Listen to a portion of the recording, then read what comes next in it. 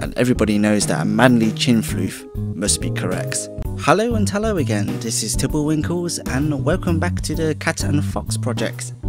Since last video, Kayla has yet again done some more amazing art. As you can see, this is of Bear moving boxes, which comes to show that in a market, if you're not selling to people, you're just moving boxes and nothing else. Well, now that we move back into our quickly filling canvas, we are now going to draw Kayla's version of the hair. Now let's just get everything out of the way first. Is it hair? Yes, hair. The rabbit. Let's cut you out. Well, that was odd. As I was trying to copy and paste hair, black ink just crashed. Let's try that again. Cut and copy the hair. Put you here. And there we go. Okay. Body is very small and hourglassy. Like, you look like someone that would frequent the gym a lot. And then there's your ears, which is more like a bunny, because bunnies have their ears sort of downwards and rabbits have their ears upwards. Okay, I think I have an idea. Let's move on to the real sketch. But if we go like that, it seems like you're running, whereas we're trying to get you into like a sort of casual jog speed. I might need to have a look at some jogging poses. Jog poses. That's not jogging, that's running. Jog poses. Jog poses. It's like you're doing hops, only that the hops are continuous and you continue it from A to B. Okay, then let's try this one again. And because the body's like that, that means the hips should be a bit like this.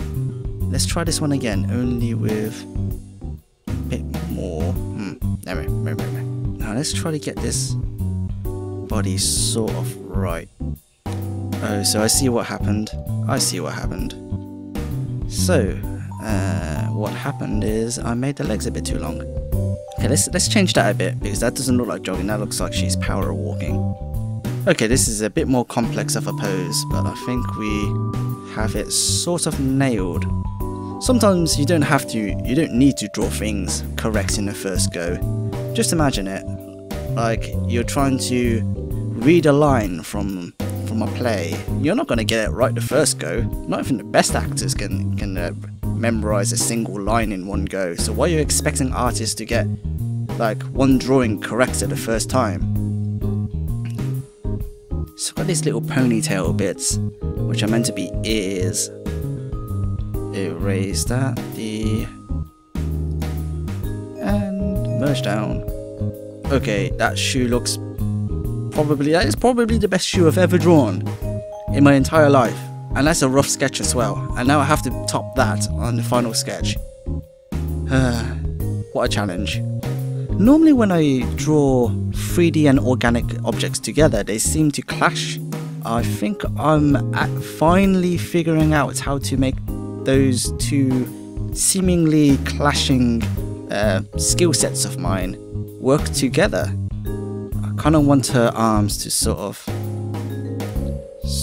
bring it up a bit more, so it looks like she's properly jogging. Okay, it's starting to look a bit more sporty. This is going to be a bit of an experiment here. Let's see. Kind of not quite getting the hair, but I think that's about right. I am putting way too much effort on this second sketch. Third sketch. It looks almost complete.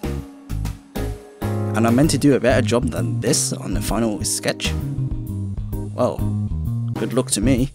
I think one thing we will need to get correct is her hair. Relax and you can do the curve. Now let's set that back and see how it goes. Whew, okay, me holding my breath all the time as I try to get these lines right. I kind of hold my breath, I'm like, so deep in focus I don't even want breathing to distract me. And it's like, wait a sec, how can I get excited over my own thing And yeah, I mean, I would understand if you're watching a tennis match and it's like the final point to win for game, set and match, and you're like, oh, there's the final moment, and you'll be holding your breath, like hoping Andy Murray would score the winning shot, or whatever the tennis players that tickle your fancy. Some people do something pretty similar. They call it clenching, and that's more to do with first-person shooters, because they get so excited they clench. Yeah, that looks much better like that. Okay then, I think we had the face done, and then time for the rest of the body.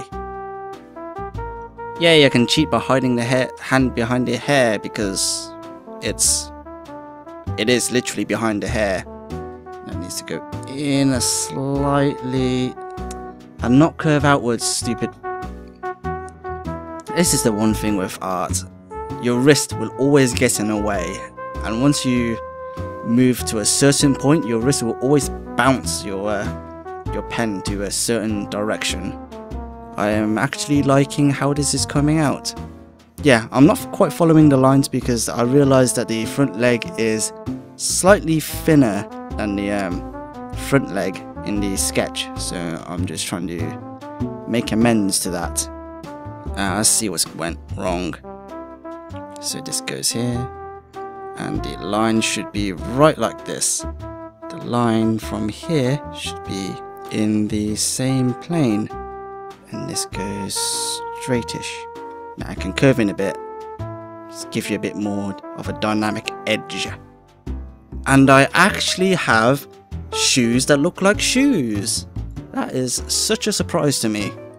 We're going into the colour bits, and colouring is the more fun part. Oh no, wrong layer.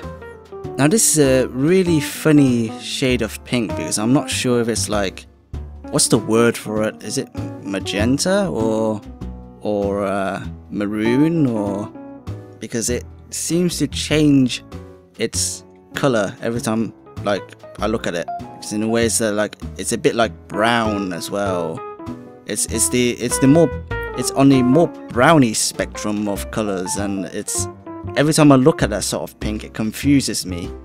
And it's the skin, because you know it's skin, and she has a slightly tanned complexion. Yes, that's the word, complexion. Oh, I forgot a very important detail. You know what that important detail is? I forgot to add in. Let's see if I can do it in a very cheaty way. The hair at the back. That's what I forgot. And this is why people think that digital art is the lazy man's tool. I wouldn't say digital art is for the lazy artist. For some people, they could put a lot of effort at trying to get details right, and sometimes such people would get things done faster traditionally than they would on digital art, whereas some artists could get the work done faster digitally than on traditional medium. It's all down to what your preferences are and how you work. It's not which tool is better, but which tool works for you. Wait a sec, I've been colouring in the lines all along? What has happened to me? Am I actually improving? Have I learned how to art more seriously? Well, that's all of the characters of Kayla's design that I've tried out, and then from now on I think we'll be playing about with scripting, drawing some random scenes. I'll see how I'm going to fit that into a series. If not, I might have to cut it into like a few updates per week rather than once every 2 days. But we'll see how it goes. Maybe I'll be able to keep up the every 2 day updates. Well, that's it for this session. Thank you very much for watching. If I did a good job, give us a thumbs up. Any thoughts, please leave them in the comment section down below, and I hope to see you guys in the next installment. Bye bye. Swatch all the colours. Boxes should be a bit more orange.